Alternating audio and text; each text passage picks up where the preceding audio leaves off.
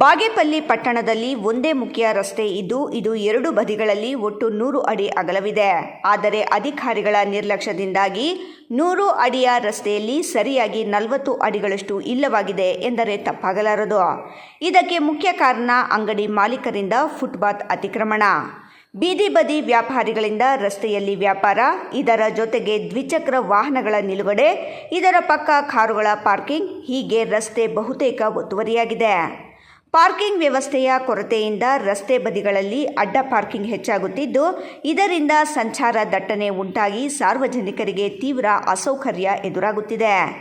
ಇಂತಹ ಅಸ್ತವ್ಯಸ್ತ ಪಾರ್ಕಿಂಗ್ನಿಂದ ಅಪಘಾತಗಳ ಸಾಧ್ಯತೆ ಹೆಚ್ಚಾಗಿದ್ದು, ತುರ್ತು ಸಂದರ್ಭಗಳಲ್ಲಿ ಆಂಬ್ಯುಲೆನ್ಸ್ ಹಾಗೂ ಅಗ್ನಿಶಾಮಕ ವಾಹನಗಳು ಸಾಗಲು ತೊಂದರೆ ಉಂಟಾಗುತ್ತಿರುವುದು ಗಂಭೀರ ವಿಷಯವಾಗಿದೆ. ಬಾಗೇಪಲ್ಲಿ ಪಟ್ಟಣದ ಪಾರ್ಕಿಂಗ್ ಸಂಕೀರ್ಣಗಳ ಕೊರತೆ, ಸಂಚಾರ ನಿಯಮಗಳ ಸಡಿಲ ಜಾರಿ ಹಾಗೂ ಸಾರ್ವಜನಿಕರಲ್ಲಿ ಜಾಗೃತಿಯ ಕೊರತೆ ಈ ಸಮಸ್ಯೆಗೆ ಪ್ರಮುಖ ಕಾರಣಗಳಾಗಿವೆ.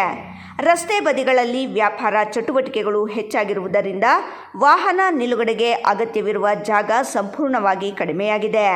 ಈ ಸಮಸ್ಯೆಗೆ ಶಾಶ್ವತ ಪರಿಹಾರ ಕಂಡುಹಿಡಿಯಬೇಕಾದ ಪುರಸಭೆ ಮತ್ತು ಪೊಲೀಸ್ ಇಲಾಖೆ ಸಮನ್ವಯದ ಕೊರತೆ ಎದ್ದು ಕಾಣುತ್ತಿದ್ದು, ಪಾರ್ಕಿಂಗ್ ಸ್ಥಳ ಗುರುತಿಸಲು ವಿಫಲರಾಗಿದ್ದಾರೆ ಎಂದರೆ ತಪ್ಪಾಗಲಾರದು.